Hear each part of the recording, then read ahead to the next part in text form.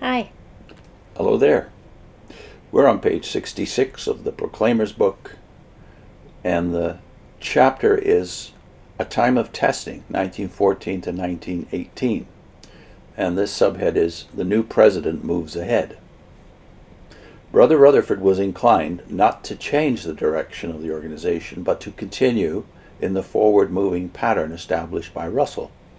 Traveling representatives of the society, known as pilgrims, were increased from 69 to 93.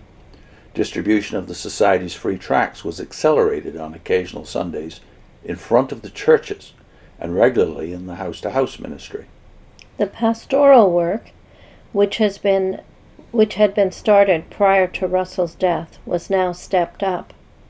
This was a follow-up work, similar to the return visit activity now carried on by Jehovah's Witnesses.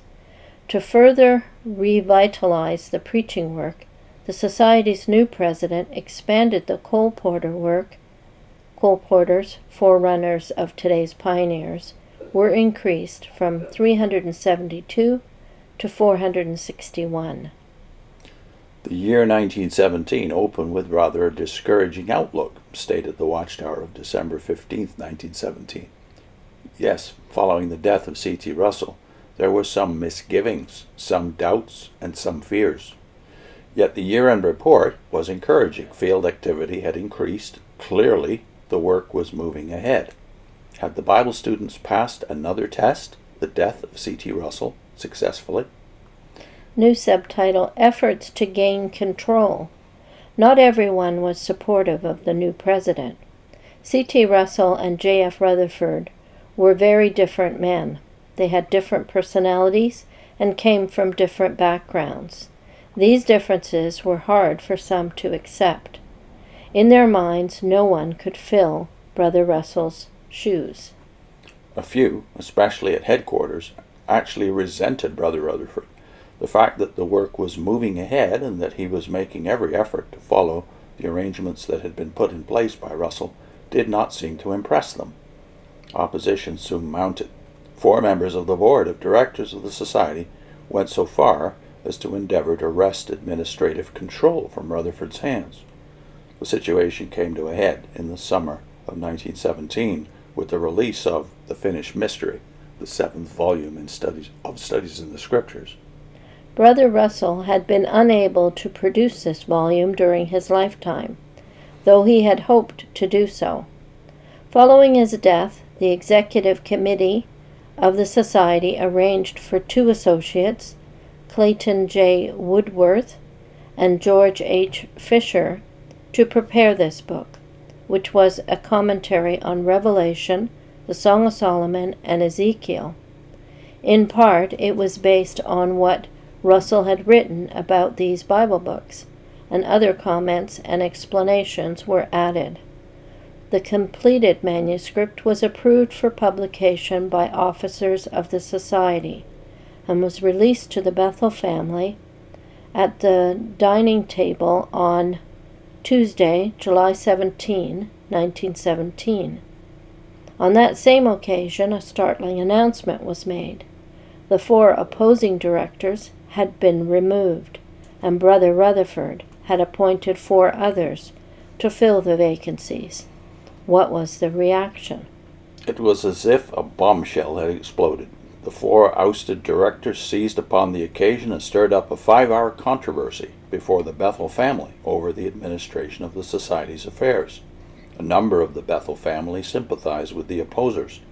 The opposition continued for several weeks, with the disturbers threatening to, quote, overthrow the existing tyranny, end of quote, as they put it. But Brother Rutherford had a sound basis for the action he had taken. How so? I suppose I'm thinking about several points in the first paragraph as to anticipating a conflict, which is, it says Rutherford was inclined not to change the direction of the organization, continue in the forward-moving pattern established by Russell.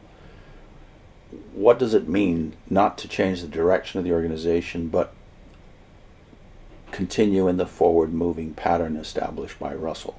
The concept of new light is built into this, of course, but the policies and this determination to follow Brother Russell's tradition and his instructions, well, how does that play out when you get into the last two paragraphs here about the dropping of the finished mystery on the table and the dismissing of 4 of the directors? Yeah. But you do have some interesting stats in those first 2 paragraphs, too. For instance, the pilgrims, which I think has something close to the overseers, circuit overseers or something? The circuit overseer or district overseer of today. But then the pioneers, there's something like 372 when Russell dies, and then 461. Yeah. So they really don't have a lot of regulars yet.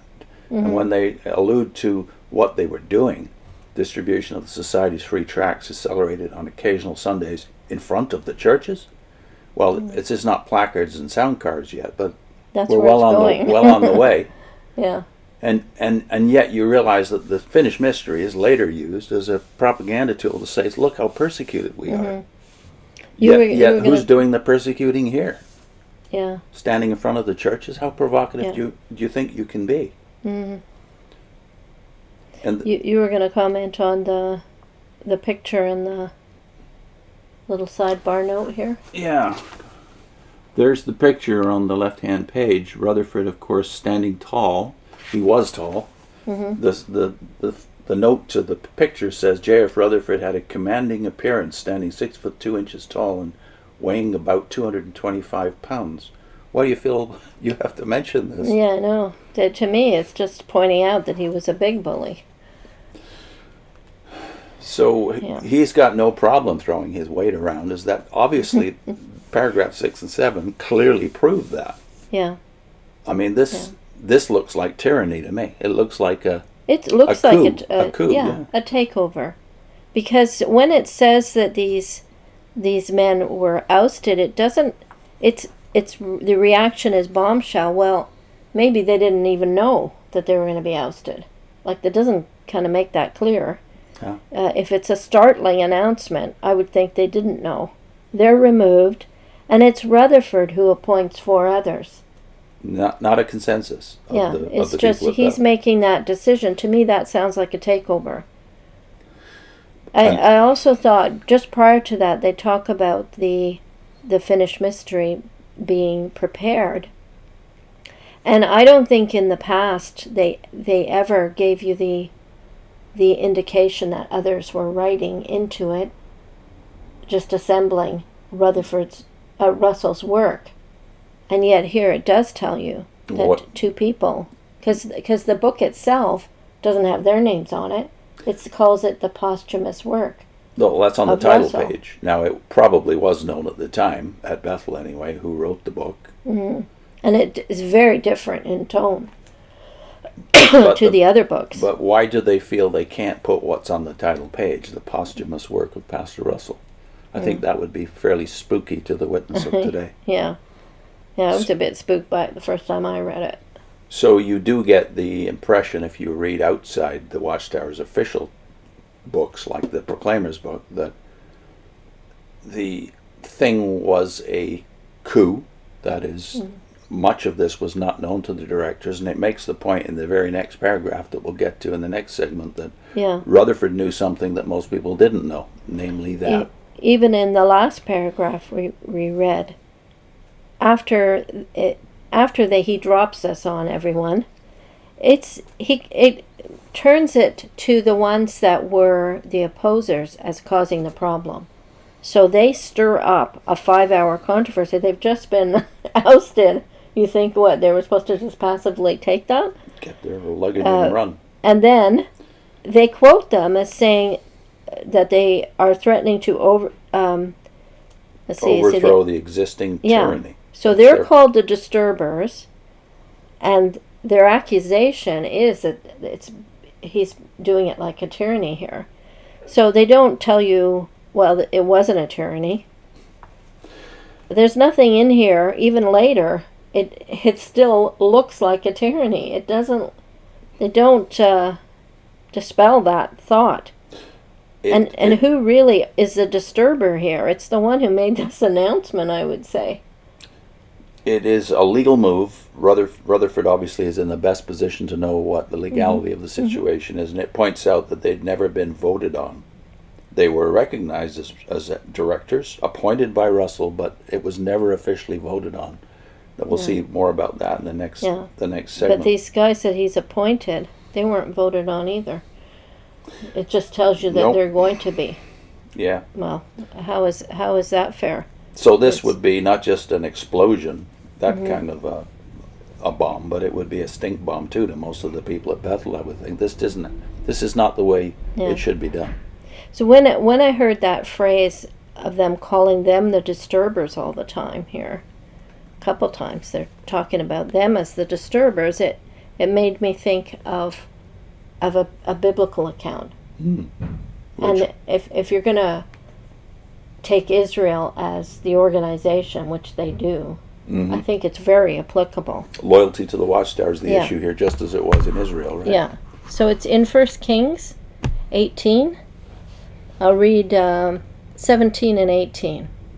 Then it happened when Ahab, who is the king, saw Elijah, the prophet, that Ahab said to him, "Is that you, O troubler of Israel?" And he answered, "I have not troubled Israel, but you and your father's house have, in that you have forsaken the commandments of the Lord and have followed the Baals." So it just struck me that the king is calling the prophet the disturber because he's not agreeing with him. He's not doing what he's being told to do, just follow in line. So it's very similar to this situation, I think. When Ahab actually is the king of the apostate kingdom of northern Israel. Yeah.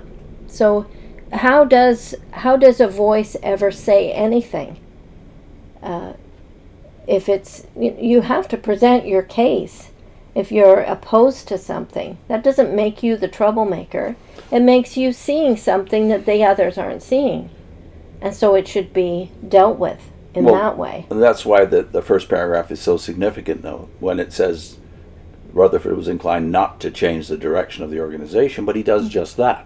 Yeah. And then 10 years after this, after all the Russellites have been shoved aside, all of these people that leave here become what we now know as Russellites. Yeah.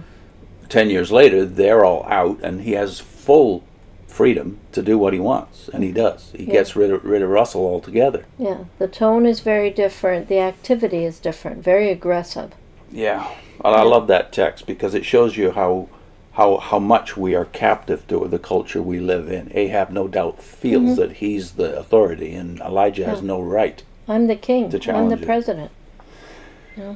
Shouldn't I be able to do what I want to do? And that's the way it's framed, and we'll get to more of that in the next segment. So what are our links?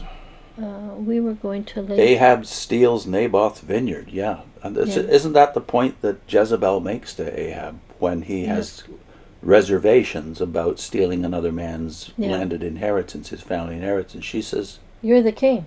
You can do what you want." Yeah. See,